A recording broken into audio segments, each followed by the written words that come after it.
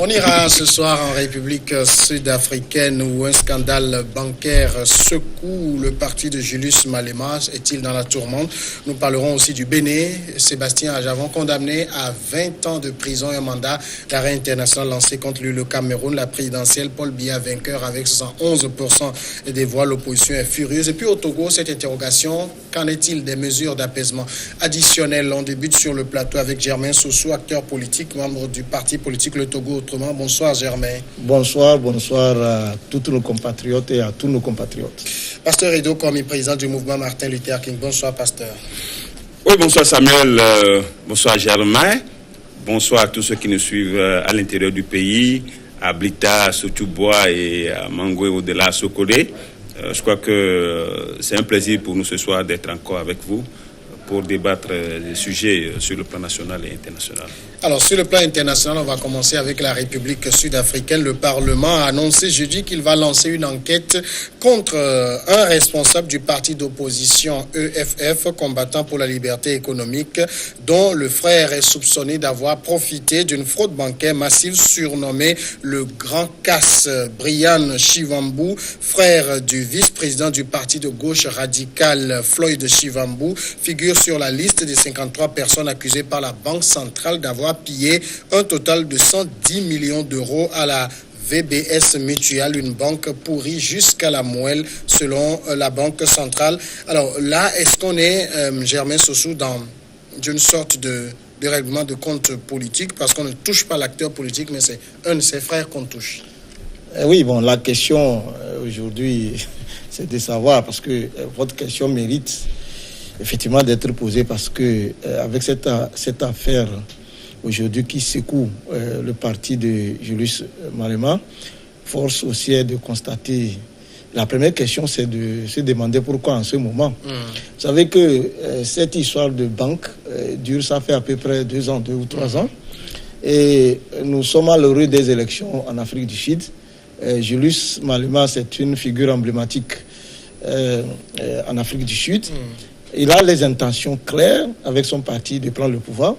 Vous savez que c'est un jeune homme qui a d'abord milité dans la ANC, c'est là où il a fait ses premiers pas. Et puis, à un moment donné, il a créé un front au sein même de l'ANC.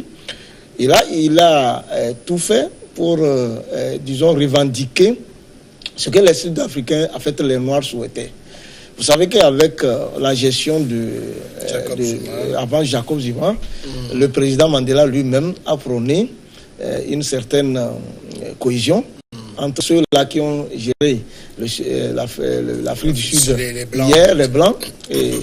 Vous savez que cette politique n'a jamais été acceptée par tous les membres des partis politiques, du parti politique du feu président, dont d'abord sa femme, qui a été également reconnue de malversation, qui était plus ou moins dit. Donc Julius Malema avait une position qui n'allait pas dans le sens qu'avait voulu le président.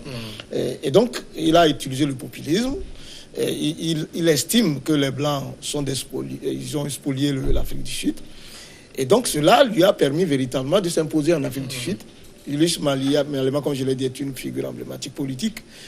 Et depuis que cette histoire de détournement au niveau de la banque a cours, c'est à quelques mois donc, de ces élections-là qu'il y a eu donc ce verdict-là. Donc, bien entendu, on se pose la question de savoir.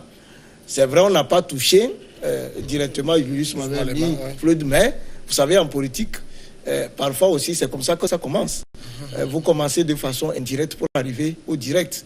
Donc, quoi qu'on en dise, comme on en parle, il y a le parti lui-même qui a été, quoi qu'on en dise, visé. Puisque quand vous êtes dans un parti politique, il y a vous, il y a le parti, mais il y a vous aussi.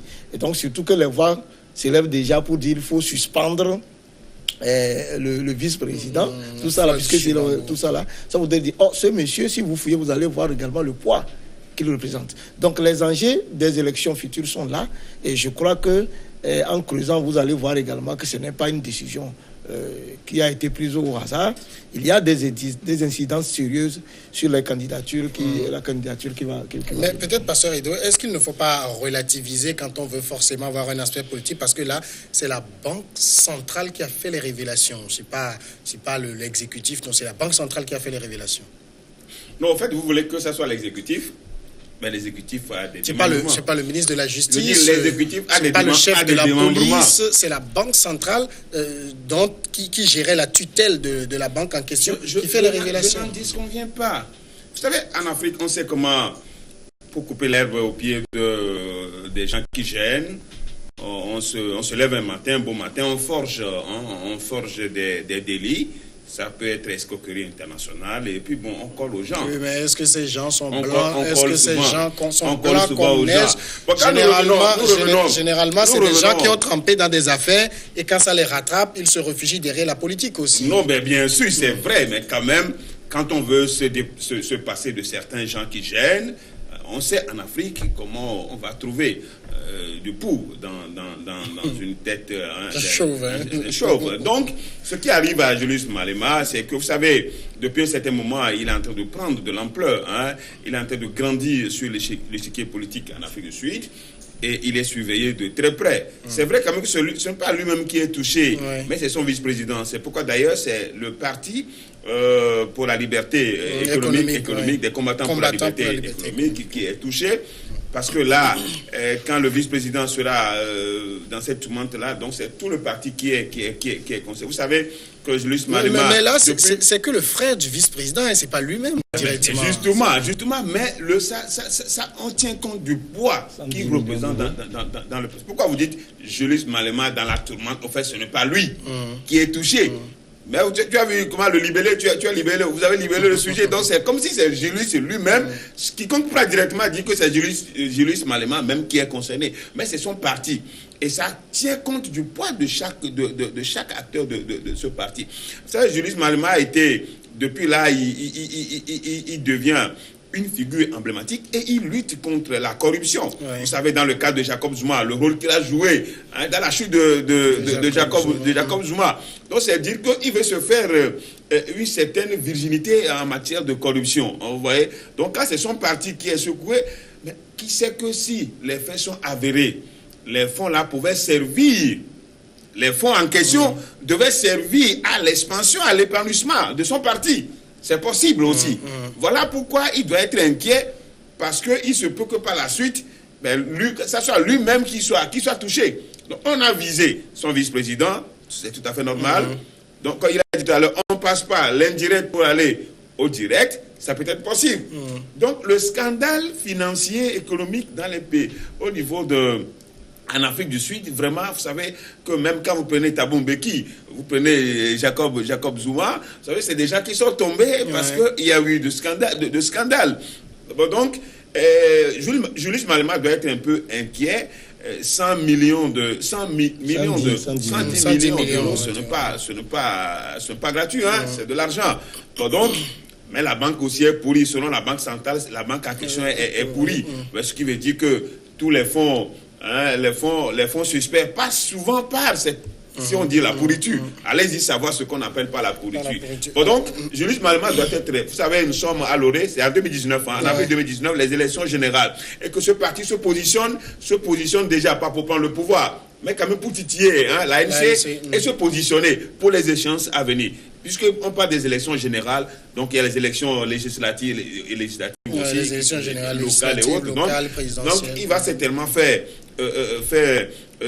une grande percée sur l'échiquier politique. Donc politiquement, ça peut être aussi, ça peut aussi le tirer vers derrière. Alors là, on attend pour voir. Jamais Soussou, est-ce que vous croyez dans la thèse de ces hommes politiques blancs comme neige qui, dès qu'il y a une affaire là, et puis on dit non, je n'ai rien fait. Généralement, c'est des gens qui n'aiment pas aller dans le fond du dossier, qui préfèrent dire il y a eu vice de procédure et tout ça. Non, vous verrez quand nous arriverons sur la situation du Bénin. Vous voyez, avant même de répondre à votre question, quand vous parlez tout à l'heure il s'agit de la banque centrale qui a fait les choses. Vous savez, les institutions financières sont téléguidées. Vous savez, Julius Malema. Non, il y a aussi, n'oublions pas une chose, en Afrique du Sud, les médias aussi en ont parlé. Oui, mais j'ai dit, c'est ce que j'ai dit. Vous savez, pourquoi on voit la main du politique partout? Non, je viens. Les médias ne sont pas la royauté divine. Voilà, c'est-à-dire qu'il faut faire juste... Oui, mais quand ça arrange, on caresse dans le sens du poil. Maintenant, quand les médias font des révélations, on trouve que non, il y a une main derrière et tout. Oui, mais je vous ai dit tout à l'heure, vous savez, Julius Malema, avec son parti, a mis à part le fait qu'il a contribué à faire partie Jacques Zuma, vous savez, il a lutté pour qu'il y ait redistribution des terres agricoles. Vous savez que pendant des années, c'est les Blancs qui ont accaparé ces terres-là. Alors, vous savez, c'est les gens, quand vous faites tout pour redonner justice à votre population, ça ne plaît pas forcément aux gens. Donc, nous sommes dans un combat, donc les règlements de comptes, il faut les faire. Donc, tous les pas que Julius Malema est en train donc de poser aujourd'hui, il y a autour de ces pas également des ennemis. Donc, et les ennemis à abattre pour le parti de Julius Malema, c'est les Blancs, qui estiment que les Blancs ont véritablement spolié son pays. Même s'il dit, il a des phrases, il dit non, qu'il n'est pas contre les Blancs, mais il estime que les Blancs sont responsables de ce qui arrive, donc il faut le donner. Donc, alors, cette histoire dont nous parlons aujourd'hui, n'oubliez pas que le présumé même a dit que lui, il plaide déjà non coupable. Il dit qu'il ne reconnaît pas avoir. Alors, 110 millions d'euros, comme il a dit, ce n'est pas une petite affaire. Alors, il faut encore qu'on prouve véritablement qu'ils ont. Alors, pourquoi, depuis plus de 3 ans que cette histoire est là, c'est à quelque part, parce que je veux bien croire que ce que vous dites en disant que les politiciens ne sont pas blancs comme neige. Mais pourquoi aussi la Banque centrale mettrait pendant 3 ans et à l'approche des élections qu'on ferait sortir par exemple ce dossier. Mais pourquoi donc, pas parce qu'il y a le temps des investigations qui peuvent durer énormément. Est-ce que vous-même vous avez décortiqué le rapport dans son entièreté? Est-ce que vous avez tout lu? Parce que la question de Jacob et de Julius Malema est apparue immédiatement. Pourquoi? C'est ça, parce que pour qu'il y ait détournement du fonds dans une banque, il y a beaucoup d'autres paramètres qui entrent. Alors, voilà, c'est ça aussi. Est-ce qu'on est en train de dire que quand on est un homme politique d'envergure et qu'il y a des affaires louches, on ne doit pas enquêter? Non, personne n'est au-dessus de la loi. On ne peut pas cultiver l'impunité. Donc il faut veiller à ce que, parce que les hommes politiques qui aspirent à diriger le pays demain doivent être des exemples, doivent être des modèles. Donc s'ils sont soupçonnés de scandales financiers, de scandales économiques, il faut le dire. Mais la plupart du temps, c'est vrai quand même que les dossiers existent, on les cache, et que c'est à la veille des échéances électorales. C'est possible aussi, pour casser l'ennemi, pour essayer de le discréditer. Alors, ça ne veut pas dire que c'est faux. Non, c'est ce que je dis. Des fois, les dossiers sont là, on les ménage, et c'est à la veille des joutes électorales qu'on fait sortir ces dossiers, juste pour affaiblir l'ennemi. Et pourquoi pas faire de telle sorte qu'il soit disqualifié de la course. Bon, donc, ça peut être le cas. Mais ça ne veut pas dire, on ne dit pas directement que le dossier est vide ou bien il peut plaider coupable. Personne n'est coupé, n'a plaidé non coupable. Et toujours on dit, bon, je suis pas coupable, je suis non coupable.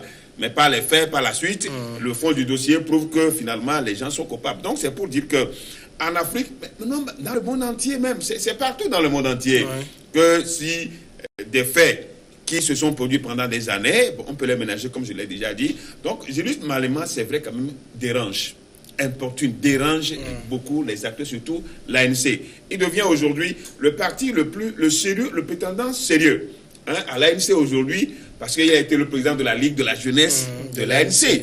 Donc il maîtrise bien les rouages politiques et je crois fort que à cette allure, ça va avoir de répercussions négatives sur son parti. Ça peut vouloir dire, parce que quand on prend aussi le nom de son parti, Combattant pour la liberté économique, oui, c'est vrai. Justement. On veut la transparence économique. On veut la transparence, comme il a dit tout à l'heure. On veut la redistribution des terres. Est-ce que lui-même, il ne traîne pas de casserole? Justement, c'est ce qu'on veut aussi, on veut montrer à la face du monde. Pour dire, bon, c'est le combattant qui se fait, disons, il se fait donc voilà ce qu'il a.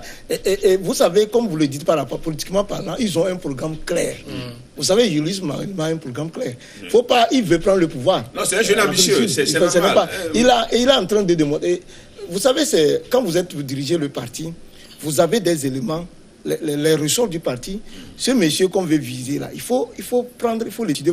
Le vice-président, vous allez voir dans la mobilisation. Vous savez, le Julius Malema n'est qu'un porte-flambeau. Mais dans l'organisation du parti, le monsieur dont vous dites que c'est pas Julius Malema, mais on sait C'est des anciens combattants de l'ANC. Oui, voilà. Sinon, ce qui secoue actuellement ce parti, il suffit seulement de prendre une décision, on dit bon, on prend un communiqué, on dit bon, on le met à la disposition de la justice. Mais aujourd'hui, Julius Mohamed ne peut pas le faire parce que le monsieur, on sait ce qu'il représente dans le parti.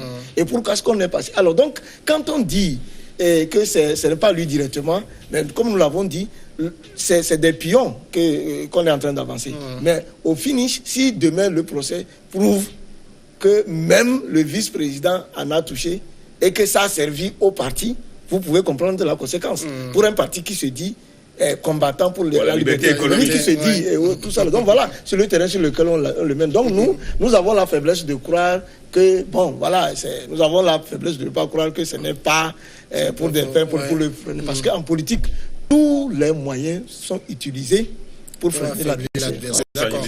On va observer la pause et puis après on va parler aussi, comme vous l'avez dit, tous les moyens sont possibles, sont utilisés pour affaiblir l'adversaire. On verra si c'est ce qui arrive au Bénin. En tout cas.